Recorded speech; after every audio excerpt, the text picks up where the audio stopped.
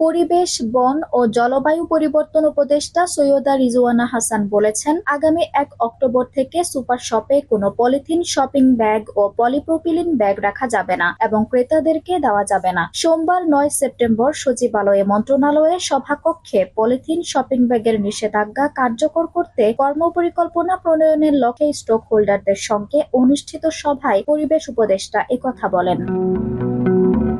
তিনি বলেন, বিকল্প হিসেবে সব সুপার শপে বা এর সম্মুখে পাট ও কাপড়ের ব্যাগ ক্রেতাদের ক্রয়ের জন্য রাখা হবে। এখানে তরুণ ও শিক্ষার্থীদের সম্পৃক্ত করা হবে। পরিবেশ উপদেষ্টা বলেন, ১৫ সেপ্টেম্বর থেকে প্রিন্ট ও ইলেকট্রনিক মিডিয়াতে ১ অক্টোবরের শপিং ব্যাগের ব্যানারে বিষয়টি ব্যাপকভাবে প্রচার হবে। পত্রিকায় গণবিজ্ঞপ্তি প্রকাশ করা হবে। বস্ত্র ও পাট মন্ত্রণালয় ১ সপ্তাহের মধ্যে সব সুপার শপের সঙ্গে সভা করে পাটের শপিং ব্যাগের সরবরাহ নিশ্চিতে প্রয়োজনীয় ব্যবস্থা গ্রহণ করবে জানিয়ে তিনি আরো বলেন, পরিবেশ অধিদপ্তর ইএসডিওর সঙ্গে মিলে ৩০ সেপ্টেম্বরের মধ্যে বিকল্প পরিবেশ বান্ধব উপাদানে তৈরি পাট বা বস্ত্রের ব্যাগের উৎপাদনকারীদের নিয়ে একটি মেলার আয়োজন করবে।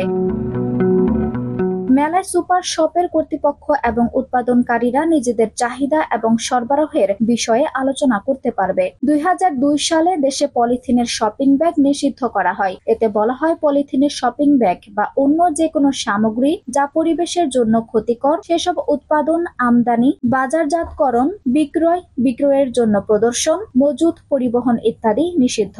এরপর ২ যুগ পেরিয়ে গেলেও যত্রতত্র পলিব্যাগের ব্যবহার বন্ধ হয়নি। বিভিন্ন সময়ে অভিযান চললেও উৎপাদন ও সরবরাহ কমেনি। পরিবেশ বিনষ্টকারী পলিথিনের উৎপাদন ও বিপণন কার্যক্রম এবং ব্যবহার বন্ধে বাংলাদেশ পরিবেশ সংরক্ষণ আইন ১৯৯৫-এ বিধিনিষেধ আরোপ করা আছে।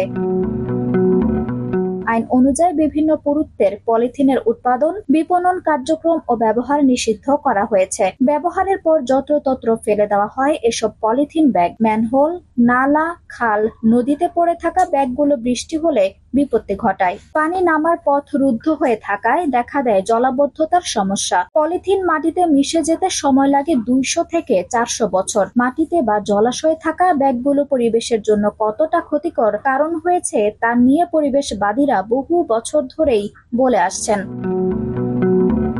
আঞ্জুম হক আরবি, টাইম নিউজ ডেস্ক।